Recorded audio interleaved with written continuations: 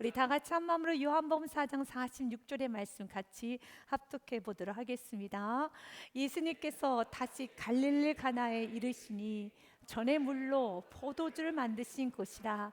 왕의 신하가 있어 그의 아들이 가버나움에서 병들었더니. 아멘. 하나님께서 오늘도 우리들에게 말씀합니다. 이것 봐, 이 문제, 이 고통스럽고 이 아픈 문제, 자녀가 죽어가고 있습니다. 아버지에게 있어서의 자녀의 죽음은 너무 비통합니다. 너무 아픕니다. 그러나 이 모든 문제가 어떻게 끝나는 건지 보아라. 53절의 말씀으로 끝나는 겁니다. 사랑하는 여러분, 기억하십시오. 고난은 영원히 고난으로 끝나는 게 아닙니다. 십자가는 십자가로 끝나지 않고 부활이 있습니다. 생명이 있습니다. 그렇기 때문에 이런 말씀을 듣고 이 말씀 53절의 말씀을 가슴에 여러분 담아서 세상 속에 나아가서, 주님, 이 말씀 난 믿고 나아갑니다. 그렇기 때문에 우리는 문제 앞에서 좌절하고 낙심하면서 여러분 고민하고 원망 불평하는 것이 아니라 53절이 결론이라는 겁니다. 문제는 반드시 해결되죠. 문제만 해결되는 것이 아니라 53절은 우리에게 뭐라고 말씀하고 있습니까? 그의 아버지가 예수께서 내 아들이 살아있다 말씀하신 그때인 줄 알고 자기와 그 온 집안이 다 믿으니라. 믿음이 성장이 된다는 것입니다. 여러분도 고난을 받아보셨잖아요. 여러분, 그 고난을 받아보시고 이런저런 어려움을 겪고 난 후에 여러분들 믿음이 성장되었잖아요. 그래서 올 한 해도 하나님 우리를 사랑하시지만 고난을 주세요. 어려움을 주십니다. 때로는 아픈 문제도 주십니다. 그 문제는 우리를 넘어뜨리기 위한 것이 아니에요. 그 문제는 우리를 아프게 하는 것이 아니라 그 문제를 통해서 하나님께서 우리에게 주고자 하는 축복이 너무너무 많습니다. 자기와 왕의 신하뿐만 아니라 그 온 집안에 있는 모든 사람들이 다 믿으니라. 결국은 믿음이 성장돼요. 조금 더 순수해집니다. 조금 더 성숙해집니다. 조금 더 예수 그리스도를 뜨겁게 믿는 열정의 사람과 영혼을 사랑하는 아름다운 사람이 되는 것입니다. 주님께서는 오늘도 이 문제를 통하여서 왕의 신하의 믿음이 성장된 것처럼 때로는 우리 삶 가운데도 어려움도 있고 아픔도 있지만 하나님의 넘치는 은혜가 있을 믿고 그 상황에서 하나님, 내가 어떻게 하기 원합니까? 하나님, 나에게 주고자 하는 메시지가 무엇입니까? 자기 안에 있는 불순물을 보고 하나님의 인도함을 받으면서 한 발 한 발 나아갈 때 그 안에서 왕의 신하를 무섭게 책망하십니다. 그 책망의 말씀도 들어가면서 한 걸음 한 걸음 나아갈 때 결론은 53절로 가는 것입니다. 믿음이 없이는 세상을 이길 수가 없기 때문이에요. 요한일서 5장 4절 말씀에 보니 무릇 하나님께로부터 난 자마다 세상을 이기느니라. 세상을 이기는 승리는 이것이니 무엇이니라? 우리의 믿음이니라. 믿음이 없으면 세상을 이길 수가 없습니다. 그래서 주님께서는 오늘도 우리의 믿음이 키워지기 원합니다. 문제를 통하여서 왕의 신하의 믿음을 키웠던 것처럼 주님께서 오늘 말씀을 통하여서 우리의 믿음이 커지기 원합니다. 그리고 이런저런 소소한 사건, 사고를 통해서 또 여러 가지의 환경적인 문제를 통해서도 우리가 메시지를 잘 듣고 믿음이 커져가기 원합니다. 그 시작은 왕의 신하가 주님 앞에 두 손을 들기 시작합니다. 왜냐하면 왕의 신하의 아들이 병이 들어 죽어가고 있습니다. 47절 말씀에 보니 예수님께서 유대로부터 갈릴리를 오셨다는 것을 듣고 가서 청하되 내려오셔서 내 아들의 병을 고쳐 주소서 하니 그가 거의 죽게 되었습니다. 그는 왕의 신하예요. 권력이 있습니다. 권력이 있다라는 것은 명예가 있고 인맥이 있으며 부도 있습니다. 모든 걸 다 가졌어요. 그러나 자녀의 죽음 앞에서는 자신이 가지고 있는 물질, 명예, 인맥, 그 어떤 것도 소용이 없이 아무것도 할 수 없는 상태가 되었습니다. 그래서 그는 예수를 찾은 겁니다. 육신의 눈으로 보면 예수는 떠돌아다니면서 말씀을 전하고 있는 선지자일 뿐입니다. 그런데 그가 예수께서 갈릴리로 오셨다는 소식을 듣고 그의 집은 가버나움이에요. 32km나 여러분 멀리 있는 그곳까지 쫓아 달려가서 예수님 청하되 간청합니다. 내려오셔서 내 아들의 병을 고쳐 주옵소서. 내 아들이 거의 죽게 되었습니다. 그가 만약 할 수 있다면 예수님 찾아갔을까요? 그가 여러분 만날 사람이 있고 부탁할 사람이 있고 자신의 아들의 병을 고쳐줄 사람 의사가 있다면 예수님께 나아갈 수 있었을까요? 없어요. 그래서 예수님께서 때로는 우리에게 권한을 주시는 겁니다. 아무것도 할 수 없다는 것을 우리가 깨달으라고 주님께서는 우리에게 권한도 주시는 거예요. 그렇지 않으면 우리는 주님께 나아가지는 않기 때문에 그렇습니다. 여러분은 요한복음 15장 5절의 말씀에 아멘 하십니까? 나를 떠나선 너희가 아무것도 할 수 없음이니라. 믿으십니까? 우리 같이 고백합니다. 나는 포도나무여 너희는 가지라. 그가 내 안에 내가 그 안에 거하면 사람이 열매를 많이 맺나니 나를 떠나선 너희가 아무것도 할 수 없습니다. 아멘. 맞습니다. 이것이 진리예요. 주님을 떠나서는 아무것도 할 수가 없어요. 그런데 사단은 지금도 우리를 유혹합니다. 아니 주님을 떠나서도 어느 정도는 살 수 있어. 이제 너도 힘이 있잖아. 이제 너도 능력이 있잖아. 너도 살만하잖아 라고 끊임없이 요한복음 15장 5절의 말씀을 부정케 하는 겁니다. 마치 과거 아담과 하와에게 사단이 유혹했잖아요. 공격했잖아요. 뭐라고 공격했습니까? 하나님 분명하게 말씀하셨어요. 너희가 선악을 알게 하는 그 나무의 실과를 먹으면 반드시 죽으리라 라고 말씀을 하셨어요. 죽습니다. 주님을 떠나서는 아무것도 할 수 없습니다. 주님을 떠나서는 아무것도 할 수 없습니다 라고 하는 그 말씀처럼 주님은 말씀하셨어요. 선악을 알게 하는 나무의 열매는 먹지 말라. 먹는 날에는 반드시 죽으리라 하시니라. 그런데 사단은 유혹했습니다. 그리고 넘어갔어요. 그리고 그가 말합니다. 창세기 3장 3절 말씀 보니 동상 중앙에 있는 나무의 열매는 하나님의 말씀에 너희는 먹지도 말고 만지지도 말라 너희가 죽을까 하노라 하셨느니라. 아닙니다. 죽을까 하노라가 아니라 반드시 죽으리라. 나를 떠나서 너희가 아무것도 할 수 없음이니라. 이것이 진리예요. 그러나 지금도 사단은 우리를 죽이고 파괴시키고 우리에게 이런 놀라운 기적을 경험하지 못하도록 하기 위해서 아니야 어느 정도 살 수 있어. 어느 정도는 괜찮아. 힘이 있잖아. 실력이 있잖아. 만약 그 왕의 신하가 만날 사람이 있고 여러분 다른 방법이 있다면 절대로 예수님께 나오지를 못해요. 나오지를 못하는 겁니다. 우리가 언제 예수를 붙잡는지 아십니까? 내가 아무것도 할 수 없다 할 때 예수를 붙잡을 수 있고 그 예수의 책망의 말씀 앞에서도 버티고 서 있을 수 있다는 것입니다. 주님 오늘도 우리에게 말합니다. 요한복음 15장 5절의 말씀을 믿느냐? 믿느냐? 대답이 없어졌어요? 네, 믿으십니까? 아멘. 맞습니다. 여러분 믿으셔야 돼. 이것이 진리예요. 나를 떠나서는 아무것도 할 수 없습니다. 예수님을 떠나서는 아무것도 할 수 없습니다.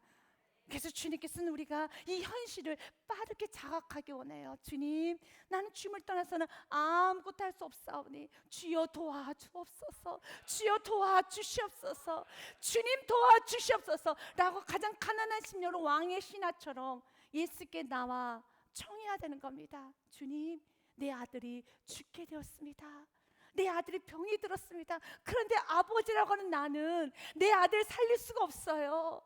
내 아들 고칠 수가 없어요. 주여 도와주세요. 주여 살려주세요. 어찌하면 좋겠습니까? 주여 살려주세요 라고 주님께 나아갈 때 놀라운 주님의 만지심이 있어요. 놀라운 주님의 치유가 있어요. 우리 주님께서는 오늘 말씀합니다. 52절 말씀 보니 내 아들이 살아있다 라는 말씀을 합니다. 내려가는 길에서 그 종들이 오다가 만나서 아이가 살아있다 하거늘. 아멘. 맞아요. 하나님께서는 기적은 너무 쉽게 일으키십니다. 여러분, 하나님은 기적을 일으키는 건 너무 쉬워요. 너무 심플하잖아요. 끝입니다. 내 아들이 살아있다. 인간이 아들을 살리려면 참 많은 행위가 필요할 것 같습니다. 수고가 많이 있습니다. 그러나 성경을 보십시오. 예수께서 기적을 일으키실 때 어떤 소란스러운 퍼포먼스가 없어요. 땀을 흘리고 소리를 치고 펄쩍펄쩍 뛰고 큰 소리로 말하고 이 사람 저 사람 동원하면서 그렇지 않습니다. 아주 심플합니다. 살아있다 끝. 기적을 일으키신 건 너무 간단합니다. 그분에게서 기적은 너무 간단하다는 것입니다. 머리의 변화에 포도주가 됩니다. 시끄럽지 않습니다. 앉은 병을 일으킵니다. 눈먼 속에 눈을 뜨게 하십니다. 죽었던 나사로를 살리실 때도 여러분 죽은 시체를 보면 뱅글뱅글 돌거나 여러분 희한한 행동을 하거나 소리를 지르고 그리고 여러 가지 여러분 이상한 행동하지 않습니다. 나사로야 나오라 끝. 그분에게서 기적은 간단합니다. 그러나 이 기적을 일으키는 그 과정에 있어서 심령을 작업한 데 있어서는 너무 긴장이 돼요. 이러다가 떠나면 어떡하지? 이러다가 무너지면 어떡하지? 기적은 너무 쉽지만 기적을 일으키는 그 과정에서 겸손의 심령으로 만들고 낮은 심령으로 만들고 순종의 심령으로 만드는 그 과정은 우리가 제3자가 들여다봐도 이러다가 저 예수님 믿지 않을래요, 저 오늘 그만하겠습니다 라고 말하면 어떡하지? 라는 긴장감이 돌 정도로 예수님의 책망은 너무 때로는 어려울 때가 있어요. 어느 왕의 신하에게도 51절처럼 문제는 너무 심플하게 해결되지만 너의 아이가 살아있다 끝. 그러나 왕의 신하를 책망합니다. 마치 가나안 여인이 흉악한 귀신이 들려서 자신의 자녀가 물인지 불인지 모르고 뛰어다니고 있는 그 아픈 상황에서 예수께 나옵니다. 예수님, 내 자녀가 흉악한 귀신이 들렸습니다. 고쳐주세요 라고 주님께 가장 겸손하게 간청하였을 때 예수님 이렇게 말씀하십니다. 자녀들의 떡을 취하해서 개에게 던지는 것이 마땅하느냐 라고 말씀을 하시면서 거절합니다. 그 여인을 개처럼 취급합니다. 난 자녀를 치료하지 너와 같은 개들은 치료하지 않아 라고 거절을 합니다. 너무 아프죠? 이 말을 듣고 있는 우리도 긴장이 됩니다. 우리도 긴장이 돼요. 그러나 예수님은 그 말씀을 하세요. 그때 그 여인이 예수님께 이렇게 반응합니다. 여자가 이르되 주여 올소이다마는 개들도 제 주인의 상에서 떨어지는 부스러기를 먹나이다. 부스러기도 주사오니 주님 도와주세요. 이 여인이 왜 이렇게 겸손해집니까? 요한복음 15장 5절의 말씀이 가슴에 있기 때문에 그렇습니다. 나를 떠나서는 예수님이 도와주지 아니하시면 길이 없기 때문에. 그래서 주님께서 오늘 또 말합니다. 정말로 길이 없느냐? 너희는 아무것도 할 수 없다 이 고백을 할 수 있느냐? 이 고백만 할 수 있으면 어떠한 책망도 주면 어떠한 말씀에 여러분 순종을 요구해도 그 순종하는 것이 어렵지가 않아요. 이 여인은 갈 데가 없으니까, 해결할 수 있는 힘이 없으니까 부스러기도 줬사오니 주옵소서. 그때 예수님은 이렇게 말씀하세요. 28절 말씀 같이 읽습니다. 이에 예수님께서 대답하여 이르시되 여자여 내 믿음이 크도다, 내 소원대로 되리라 하시니 그때로부터 그의 딸이 나으니라. 아멘. 이 여인에게 말합니다. 내 믿음이 참 크구나. 하나님 보시기 큰 믿음은 어떤 상황에서도 이 말 저 말 다 필요 없다는 겁니다. 예수를 끝까지 붙들 수 있는 자, 그 자가 큰 믿음의 소유자예요. 이런저런 이유가 많아요. 우리가 믿음을 놓는 데는 이유가 있습니다. 그러나 내가 믿음을 놔버린 순간에 믿음이 작은 거예요. 그래서 오늘 또 믿음을 키우셔야 돼요. 주님, 이 여인을 주님 우리에게 말씀합니다. 이 여인이 진짜 큰 믿음의 여인이야. 우리가 이런 믿음을 갖기 원합니다. 모든 순간에 모든 상황에서 예수만 붙들 수 있는 겸손함에 있는 자가 큰 믿음의 사람이라는 것입니다. 예수님은 이 여인도 책망하시면서 그 여인의 믿음을 키우셨던 것처럼 왕의 신하에게도 예수님은 책망을 하십니다. 왕의 신하가 예수님께 나아가 말씀을 하였죠. . 47절 말씀에 보면 주님, 내려오셔서 내 아들의 병을 고쳐주소서 하니 그가 거의 죽게 되었습니다. 도와주세요라는 말씀을 했는데 48절에 예수님은 다른 말씀하십니다. 같이 읽겠습니다. 시작. 예수님께서 이르시되 너희는 표적과 기사를 보지 못하면 도무지 믿지 아니하리라. 사랑하는 여러분, 이 도무지란 단어는 조금은 짜증이 섞인 책망가스처럼 느껴집니다. 도대체 언제까지 도무지 믿지 아니할 거느냐? 언제까지 입으로 들어가야지만, 손으로 만지고 눈으로 보여지고 너가 원하는 계획대로 흘러가야만 믿겠느냐라고 책망입니다. 그러나 이 책망은 왕의 신하에게 하기에는 좀 부담스러운 책망, 아직은 어리지 않습니까? 왕의 신하는 어려요. 그는 이방인 출신입니다. 그럴 때 예수님께서는 힘들었지, 그래 가자, 앞장서, 아들한테 가자, 내가 도와줄게 라고 하면서 감싸고 안고 앞장서라, 가자, 가보자 라고 하면 훨씬 더 은혜스러울 것입니다. 그런데 예수님께서 하신 이 말씀이 전혀 은혜스럽지가 않아요. 때로는 여러분 듣고 싶은 말씀이 전해지지 않고, 어떤 말씀은 참 은혜스럽지 않네. 그리고 그 주위에 있는 제자들과 사람들이 보기에도 오늘 예수님께서 식사를 안 하셨나? 예수님 오늘 너무 예민하시다. 아니 이렇게 급한데, 그리고 어린 신자인데 이렇게 말씀하실 필요가 있나? 라고 느껴질 정도로 조금은 예수님의 권면이 시기적으로 상황적으로 맞지가 않은 것 같습니다. 그러나 예수님께서 말씀하실 때는 항상 옳음을 믿으시길 바라겠습니다. 예수님께서 책망하실 때는 이유가 있어요. 그래서 책망을 받을 수 있는 심령이 되셔야 하는 것입니다. 왜냐하면 말씀에는 책망이 있어요. 디모데후서 말씀에 보니 이렇게 되어 있습니다. 모든 성경은 하나님의 감동으로 된 것으로 믿으십니까? 맞습니다. 하나님의 감동으로 되었습니다. 교훈과 책망과 바르게 함과 의로 교육하기에 유익하니 이는 하나님의 사람으로 온전하게 하며 모든 선한 일을 행할 능력을 갖추게 하려 함이라. 아멘. 이 기적을 일으키기 위해서는 이 책망의 과정이 필요합니다. 그가 어리든 그가 여러분 신앙의 상태가 크든 작든 주님께서는 이 기적, 이 놀라운 기적, 가정에 이르는 그 저주, 여러분 그 병들어 있는 자녀가 살아나는 그 기적, 모든 그 문제 해결하기 위해서는 38절의 말씀이 48절의 말씀이 있어야 되는 겁니다. 그래서 책망하시는 겁니다. 그런데 그 책망이 때로는 불편하게 들릴 때가 있어요. 도무지 믿지 아니하는구나. 욥의 주제도 욥기서 1장 9절의 말씀이죠. 욥이 애매한 고난이라는 걸 받지 않았습니까? 욥이 무서운 고난을 받았어요. 그 고난을 받게 된 이유가 무엇입니까? 사탄이 하나님께 이렇게 말을 합니다. 사탄이 여호와께 대답해 이르되 욥이 어찌 까닭없이 하나님을 경외하리까?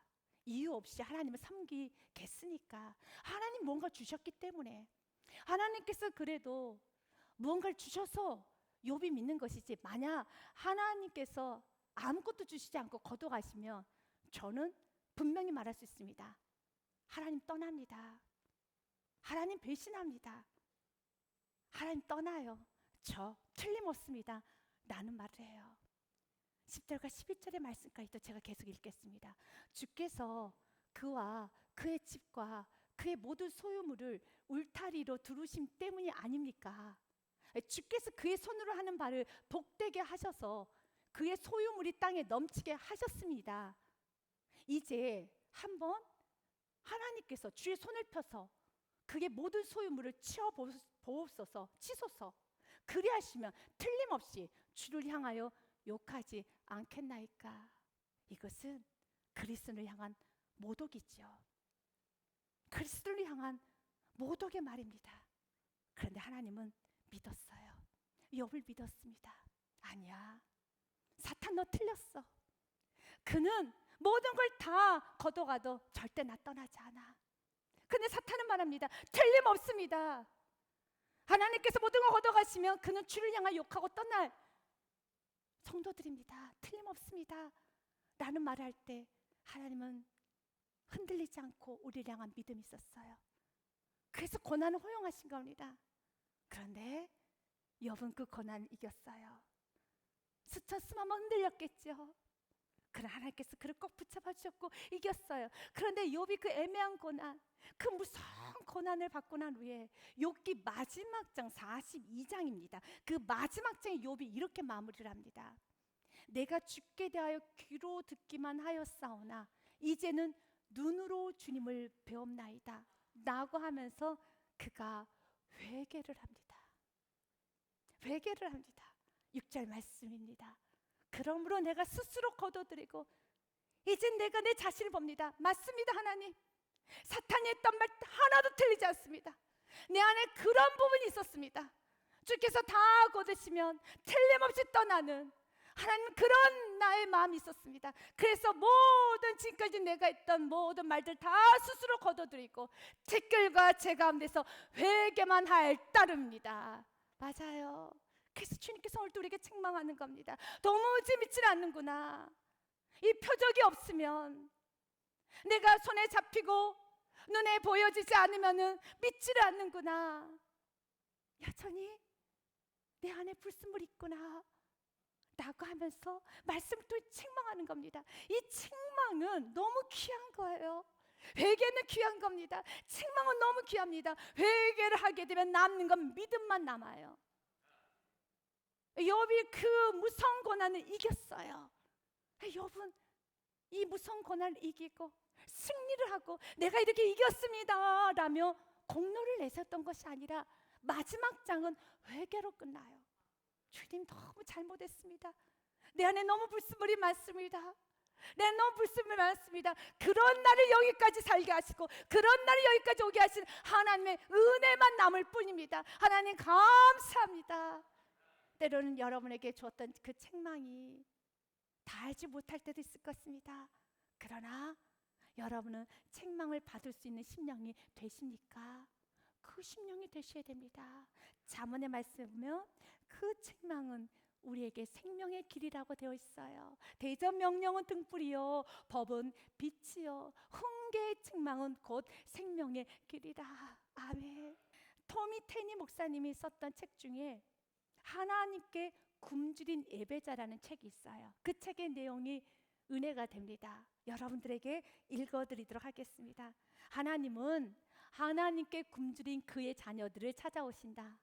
하나님을 향한 굶주림이 너무나도 간절해서 다른 사람들이 당신에 대해 어떻게 생각할지 신경 쓰지 못할 정도로 초췌했던 적이 있는가?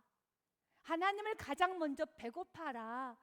우리의 문제는 하나님을 향하여 간절하게 굶주려 본 적이 단 한 번도 없다는 것이다. 우리는 하나님을 가장 먼저 가장 간절하게 배고파해야 된다. 하나님께 굶주린 예배자는 오직 하나님만을 원한다.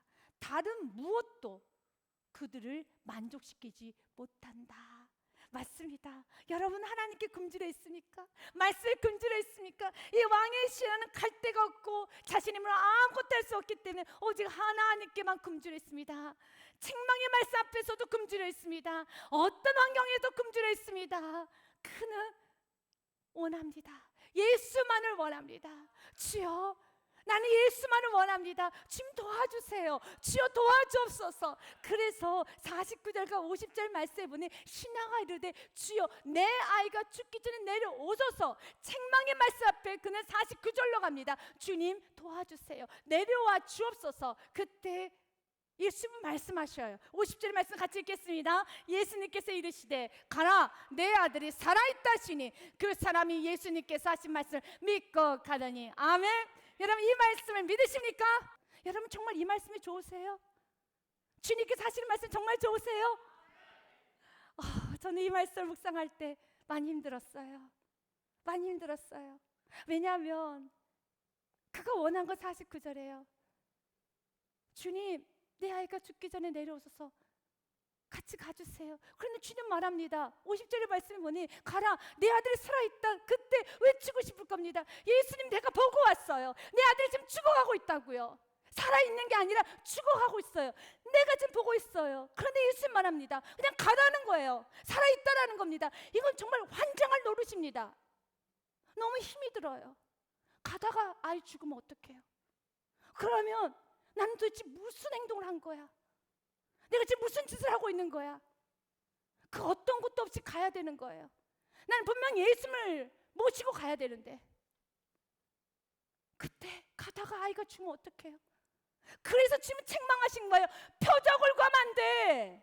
책망에는 이유가 있다라는 겁니다.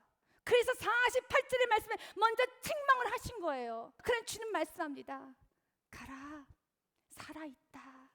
그런데 말씀 50절에 보니 그는 그 말씀을 듣고 그 사람이 예수님께서 하신 말씀을 믿고 가더니 그 어떤 것도 손에는 표적이 없어요. 쥐고 가는 건 없어요. 아무것도 없어요. 그러나 갑니다. 자신의 계획대로 되지 않았습니다. 자신이 원하는 결과물도 갖고 있지 않습니다. 그 어떤 것도 없어요. 그러나 믿고 갑니다.